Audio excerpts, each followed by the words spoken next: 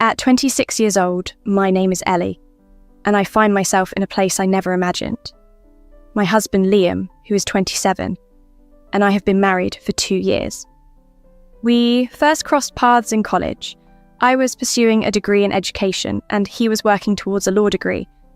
Our connection was instantly deep, though not without its complexities, and after several years together, Liam proposed. Our wedding was a dream, and the initial phase of our marriage seemed perfect, filled with love, laughter, and mutual support. Liam's career as a lawyer took off at a prestigious law firm, and his dedication was something I always admired. However, over the last year, his job began to consume him. I initially brushed off his late nights and the weekends he spent at work, chalking it up to the demanding nature of his profession. To combat the growing distance between us, I planned a special vacation for our anniversary, hoping to reignite the spark in our relationship. Things took a turn about 3 months ago when Liam mentioned a new co-worker, Olivia, a young and ambitious lawyer. He praised her as a refreshing presence in the office, and they quickly became a dynamic team. At first, I didn't mind. Jealousy was foreign to me, and I trusted Liam completely. But soon, his work hours extended even further, and Olivia's name began popping up in our conversations more frequently. Liam's changes didn't stop at the office. He started dressing sharper, hitting the gym more often, and was constantly glued to his phone. I attempted to joke with him about his closeness with Olivia, but his dismissive laughter didn't ease my concerns. Our own relationship started to feel the strain. Our interactions turned mechanical, focusing solely on mundane details like bills and schedules, lacking any real emotional connection. This emotional chasm widened until Liam made an unexpected decision. He brought Olivia along on the trip we had planned for our anniversary, leaving me behind to care for my ailing mother. It was then I realised the depth of our issues. I could no longer ignore the reality of our crumbling marriage, prompting me to serve him divorce papers during what should have been a celebratory dinner. Now, as Liam faces the consequences of his choices, I'm grappling with the unexpected turns my life has taken. While I never envisioned this scenario for myself, here I am, navigating through the complexities of heartbreak and betrayal, yet hopeful for a future where I can find happiness again. I sensed that something was amiss, but I couldn't pinpoint what it was or how to address it. Each time I attempted to discuss my concerns with Liam, he dismissed them, assuring me that I was just being sensitive and that all was well. Despite wanting to trust his reassurances, I felt an unsettling change deep within. Enter Olivia, Liam's co-worker, whose vibrant personality seemingly made his days at work more pleasant. I noticed a certain expression on Liam's face whenever he spoke of Olivia, an expression that unsettled me, twisting my gut with worry. My unease only deepened when Liam cancelled our date night to attend a work function with her. When I brought up my suspicions, he brushed them off, claiming she was merely a colleague and accusing me of being paranoid. Driven by my doubts, yet hoping to mend our relationship, I planned a romantic getaway to the mountains for our upcoming anniversary. Just Liam and me, away from all distractions, including Olivia. It seemed like the perfect chance to reconnect. However, just as we were about to leave, I received devastating news. My mother had fallen seriously ill and was hospitalised. Heartbroken, I insisted Liam go on the trip without me while I cared for my mother. Reluctantly, he agreed. At first, Liam and I stayed in touch regularly through texts and video calls, but soon his responses grew brief and infrequent, which didn't sit well with me. Then, the bombshell dropped. A friend, also vacationing nearby, sent me a photo of Liam dining with Olivia at the very restaurant where we had planned to celebrate our anniversary. My heart shattered at the sight. He had chosen to spend our special trip with her. Since Liam returned, I have been tormented by indecision. Part of me wants to confront him and demand answers, possibly even end our marriage, while another part wonders if I'm just overreacting, though deep down I suspect there's no innocent explanation. Only my closest friend knows the full extent of my turmoil, and she's advising me to leave him. After days of wrestling with my emotions, I resolved to confront Liam. I rehearsed my words meticulously, bracing myself for any response, apologies, denials, or even attempts to convince me I was mistaken. The thought of this conversation haunts me as I prepare to face whatever may come. The anxiety was consuming me, and I couldn't wait any longer to address what was on my mind. I chose a quiet Saturday evening when we were both at home. I was determined to confront him in person, not allowing any chance for misunderstandings through text. As usual, he was absorbed in his phone on the sofa when I walked in and sat opposite him. "Liam, we need to talk," I said, my voice carrying a weight that made him look up in surprise. "What's up?" he asked, sensing the gravity in my tone. Taking a deep breath, I plunged into the heart of the matter. "I know about Olivia. I know you took her on our anniversary trip."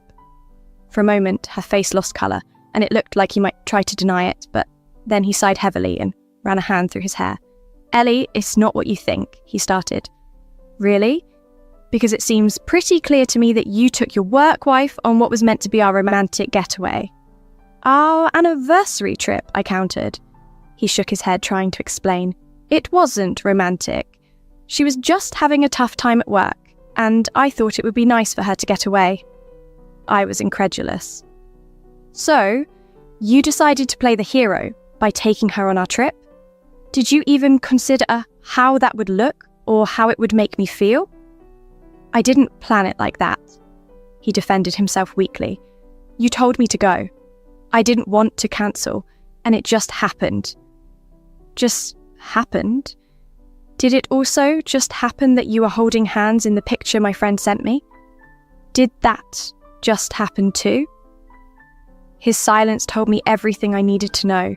He was caught, and he knew it. After our intense conversation, Liam left the house saying he needed time to think. That was fine by me. I needed space to strategize. Feeling betrayed, my anger grew as I reflected on the situation. I wasn't going to sit back and accept disrespect. If he preferred Olivia's company, he could have it, but I was not going to make things easy. The next morning, I called my lawyer. I hadn't told Liam yet, but I was preparing for the worst. I refused to be one of those women who sat around hoping their husband would magically change after such a blatant betrayal. I needed to protect myself. A few days later, I asked Liam to meet me for dinner at a nice restaurant, thinking a public setting might keep the conversation calm. He arrived looking apprehensive, likely bracing for another argument. I, however, was resolute and composed. Once we were seated and had ordered, I slid a manila envelope across the table to him. "Divorce papers, I saw," I stated plainly. "I've already spoken to a lawyer." Liam's face flushed a deep red. "Ellie, are you serious? You're going to throw away our marriage over one mistake?" "One mistake?" I almost laughed. "You've been emotionally distant for months, Liam. Then you took her on our anniversary trip. I don't know how you define a mistake, but that's not something I can just forgive." He glanced around the restaurant, likely hoping that no one was listening. "Ellie, please, let's just talk about this. You can't seriously want a divorce." "I didn't want this," I replied firmly, "but you made your choice. Now I'm making mine." Liam left me with no other option. I couldn't accept being a second choice in my own marriage. That evening, he tried to reach me repeatedly, but I was done with the conversation. He had made his choice, and I was firm in mine. I called my best friend, who quickly arrived with wine and ice cream, and we spent the night dissecting every moment of the confrontation. By the time Liam returned, I had already locked the bedroom door and drifted off to sleep. I heard him pacing outside, debating whether to knock, but he never did. I think he realised it was too late for that. Since then, the atmosphere at home has been incredibly tense. Liam is still living in the house, but our interactions are minimal. He keeps attempting to apologise, insisting he made a mistake and doesn't want to lose me. But I'm not sure I can even muster the energy to care anymore. It's been 3 weeks since I gave Liam the divorce papers at the restaurant. Part of me feels empowered, having taken control of my life again. But another part of me is crushed by how quickly everything has fallen apart. Liam has been trying to act as if nothing significant had happened, which only makes living together more strained and awkward. Our conversations, when they occur, are fraught with tension. He oscillates between apologising and attempting to guilt me into taking him back, and sulking like a child when I remain unmoved. I've stood my ground, making it clear that divorce is what I want, though I don't think he's fully accepted it yet. My lawyer and I met again to initiate the official proceedings.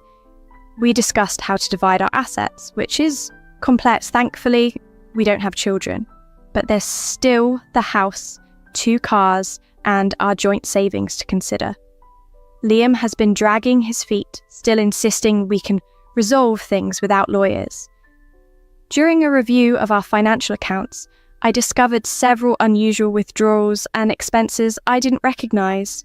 It turns out Liam had been funding Olivia's lifestyle, dinners, trips, even her apartment rent, while insisting they were just friends.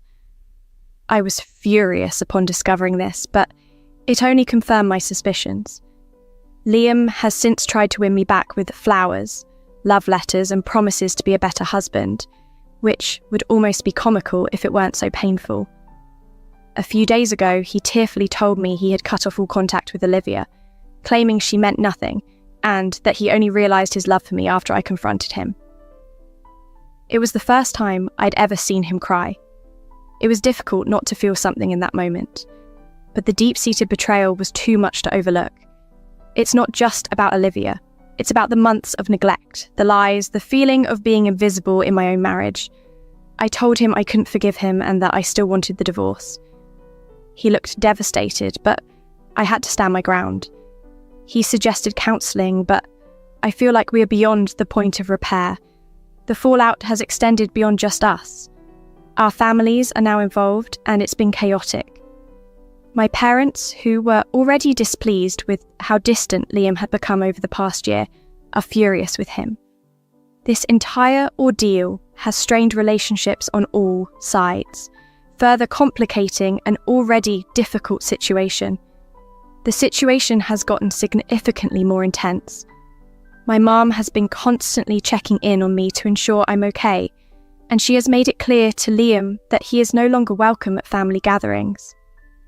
While her reaction was more extreme than I anticipated, her unwavering support means a lot to me.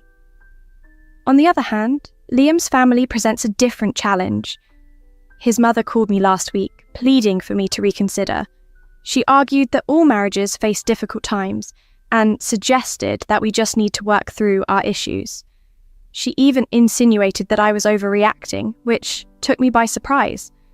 I firmly told her that if she felt compelled to take sides, she should support her son, but I refused to be guilt-tripped into staying in a marriage that was beyond repair.